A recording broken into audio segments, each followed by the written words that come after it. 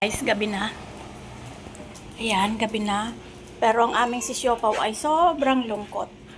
Sobrang lungkot kasi wala ang ate. O, ayan o, wala ang ate. Nag-office si ate. Dala yung laptop niya. Ayay, ang lungkot ng Siopaw. Andito lang sa tabi ng table ni ate o. Ayan yung personal laptop ni ate na iwan o. O, ayan. O.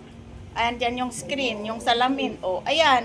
Andyan lang siya. Hindi siya umaalis o. Wawa naman, wala yung kakampi. Uy, wala yung kakamping ate. Subukan mong magpasaway, papaluin kita. Papaluin ko yan. Papaluin ko yan pag nagpasaway yan. Ayan, wala kang kakampi, wala si ate, oh. Oh, wala. Kawawa. Kawawa ang pawpaw, kawawa ang tipawpaw, kawawa ang siopaw. Kawawa ang siopaw. Kawawa, diyan ka lang sa bowl mo. Huwag kang aalis dyan. Dahil kung hindi, palo.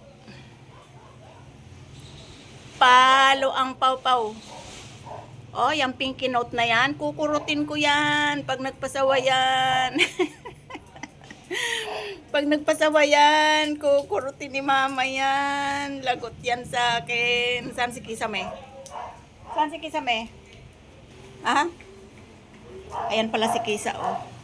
Nandyan lang sa upuan, behave na behave, puro tulog. Kasi 8 years old na yan eh.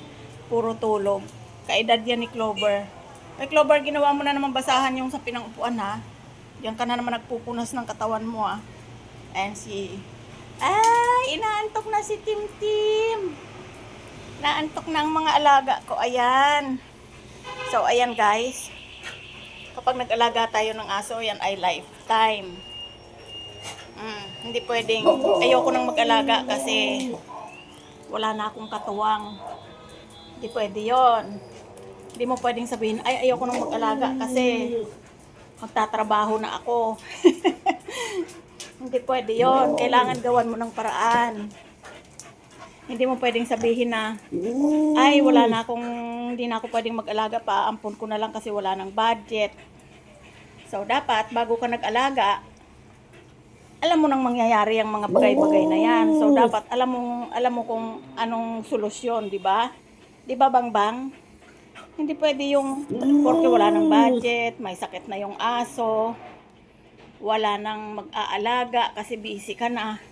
Ay pababayaan mo na yung mga alaga mo rin. Kasi sabi nga nila, unahin ang sarili. Kasi paano mo aalagaan nga naman ang aso mo kung hindi mo maalagaan ang sarili mo? Pero siyempre, tao tayo, may mga paraan tayong magagawa, di ba? Meron tayong mga paraan na magagawa. Kasi tayo ay tao at yung mga aso na yan ay sa atin yan nakadepende. Hindi mo pwedeng idepende yan sa iba. Hahanap-hanapin tayo niyan. Kasi tayo ang nakalakihan nila. O di ba? O yan si Pungging, di ko yan pinarehome kasi nga sino ba naman mag-aalaga diyan ng maayos? O tingnan mo. Pero ang bait niyan. Mga aspin yan pero sobrang bait niyan. Ayan ang nanay nila. Ayan si Habangbang. May sakit yan si Haba eh. Sa mga hindi nakakaalam guys, si Haba ay may sakit. Magastos yan si Haba. Linggo-linggo nagtatapon ng pera yan sa vet. Ang mga aso guys, kapag nagkakasakit, kailangan talaga nating gamutin. Kasi pag hindi natin yan ginamot, maghahawa-hawa yan. Kailangan nating magkaroon ng kapital. Mamuhunan tayo sa mga gamot na kung hindi kaya ng home remedy, kung halimbawa, nabubulol ako.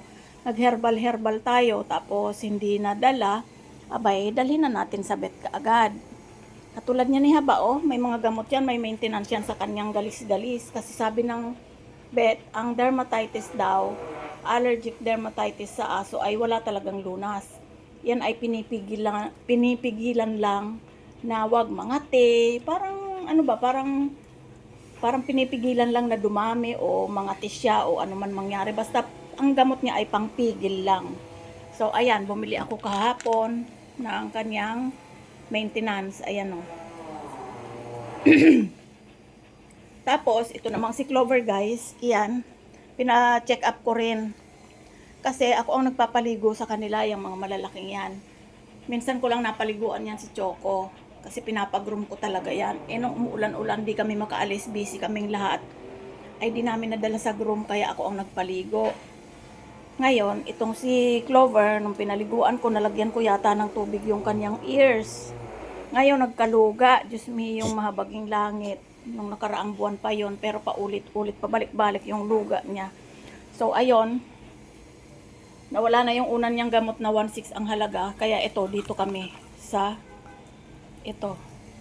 Tatlong patak sa tenga niya. So ngayon, ang kanyang tenga ay malinis na. Namumula pa pero wala na siyang lugs.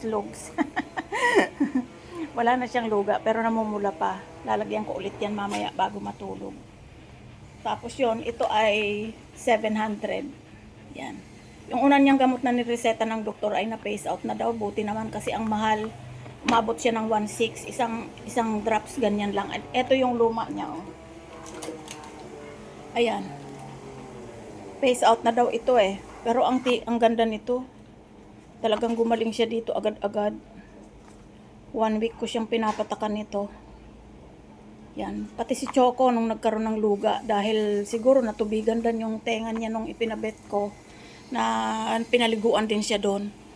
Kaya ito rin ang iginamot. Halos sabay sila ni Clover. Yung kay Choco, hindi na umulit. Ito lang si Clover ang umulit ngayon ulit. Kasi pinaliguan ko lang naman nung nakaraang araw.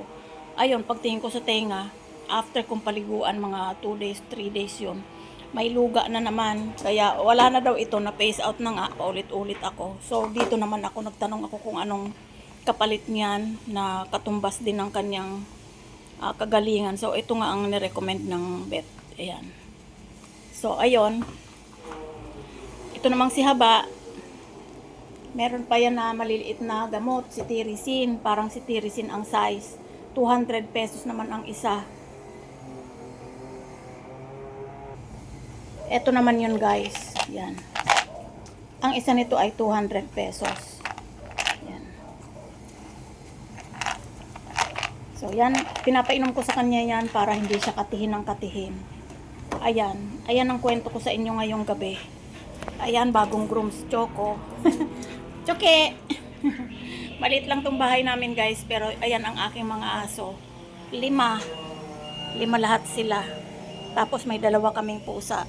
Masasabi kong nakakapagod mag-alaga. Yun. Nakakapagod talaga. Kasi unang-una, hindi naman ako pabata ng pabata. Siyempre, yung lakas natin nababawasan din. Sa pagpapaligo pa lang nitong mga to, sabay-sabay. Ang sakit kaya sa balakang. Ang sakit sa balakang magpaligo niyang mga yan, sabay-sabay. Pila-pila sila. Kaya ang ginagawa ko by schedule, kunyari, 2 ngayon, 2 bukas, tapos si Choco sa bed. Doon ko na pinapag-groom. Yan.